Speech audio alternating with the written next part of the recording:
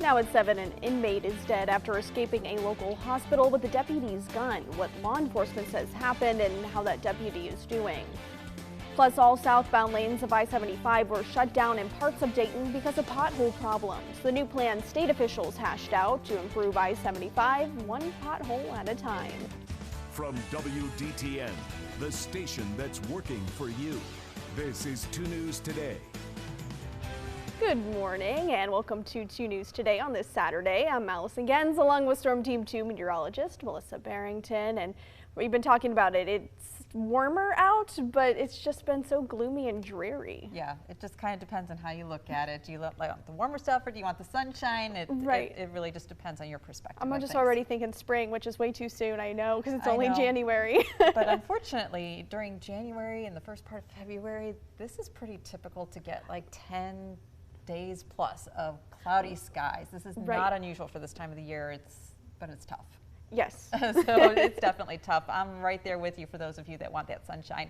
Let's go ahead and take a look outside here this morning. You can see it's still dark out there. It's not yet time for sunrise, but the roads may be damp at times because we've had some areas of drizzle during the overnight hours, but otherwise cloudy skies with us through the morning hours. If you live further north, though, there are areas of drizzle and also fog. You can see visibility around Lima has dropped down to half-mile visibility.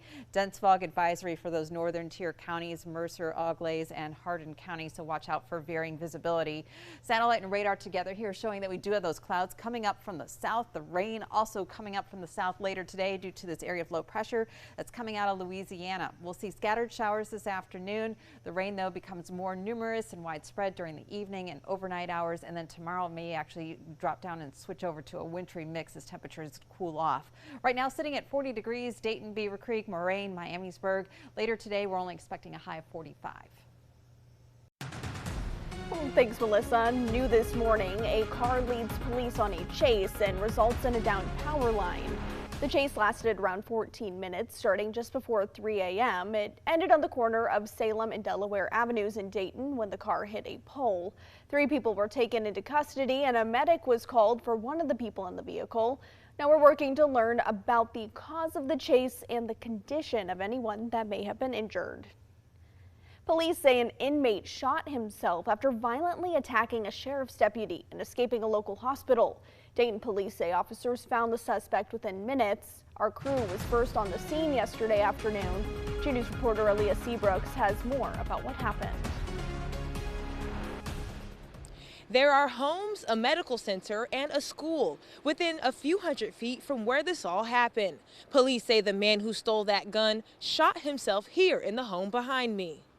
This incident began just after 1 this afternoon at Grandview Medical Center. Authorities say a Montgomery County Jail inmate was receiving treatment there. Anytime a prisoner needs medical assistance, they transport him to the hospital. The inmate then assaulted and overpowered the deputy assigned to guard him, taking their weapon. 1 shot was fired during the struggle for the gun. The inmate wrestled away the deputy's gun, then took off. Police began searching for the inmate and found him minutes later on Squirrel Road. You can see the swarm of police cruisers responding to the scene in this video sent to us by a viewer. Authorities say he broke into a home, then shot himself. Luckily, no one was hurt outside of the suspect. He was taken to the hospital where he died. Assistant Police Chief Eric Henderson also gave an update about the assaulted officer's condition. The deputy, fortunately, none life-threatening injuries, was treated and released from the hospital. Now, that event was at Kettering Health Dayton, formerly Grandview Medical Center. No Kettering Health employees or patients were injured during the incident. Dayton police will be handling the criminal investigation into the case.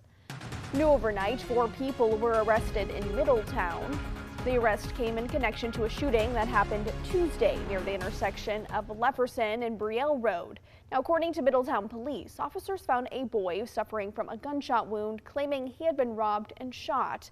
2 adults, 1 woman and 1 man, plus 2 juveniles were arrested and charged. The woman faces 1 count of aggravated robbery and the man faces a tampering with evidence charge. The 2 juveniles were both charged with aggravated robbery and felonious assault. The case remains under investigation. 7 people were detained or arrested after a standoff in Harrison Township. It happened yesterday morning on Neva Drive near North Dixie Drive. The Range and Human Trafficking Task Forces served a high-risk warrant at the home. SWAT ordered people out of the home, and four women and 2 men came out immediately. One man refused to come out. SWAT breached the door of the home and used gas munitions before that last man surrendered. See something, say something, can remain anonymous. This started out as anonymous complaints. Detectives were sent out to kind of watch the house and saw what was going on and felt like there could be some stuff going on. Authorities say this is a drug and human trafficking investigation. No word yet on any charges for the people detained. And we're digging deeper into the pothole problem that's been plaguing the Miami Valley. An ODOT spokesperson says that fixing those potholes is part of a bigger plan to provide a more permanent fix. All southbound lanes of I-75 were closed yesterday morning to complaints of hazardous potholes, making it hard to maneuver for some drivers. ODOT crews have since patched the affected areas and reopened the lanes. We're not just going through and repaving it. We are taking it back down to the foundation, which is the first time that that's happened since the 75 was put in. ODOT says the new plan will focus on addressing major sections of I-75, specifically between State Route 725 and US 35. 4 people are in custody after a chase across several counties, and it was caught on camera. You're looking at video from the view of an Ohio State Highway Patrol dash cam. This chase spanned from I-71 near State Route 48 across Clinton, Greene, and Fayette counties before ending on State Route 72 in Clark County, just north of Possum Road. The chase ended when the vehicle ran off the road and then crashed. An 18-year-old and 3 juveniles are in custody. All 4 are facing receiving stolen property charges, with an additional charge for the 18-year-old. Authorities say this all started when the suspect vehicle took off from a traffic stop in Hamilton County. Stay up to date with all of your local and national headlines. Get the 2 News app. All you have to do is scan that QR code you see on your screen, and it will take you to our website with a link to download the app for free. Coming up, we're counting down the days until the Paris Olympics, what's planned for the game, and what the athletes are saying about competing in the City of Lights. And when does the rain move in for the weekend? We'll take a look at your forecast first, up next.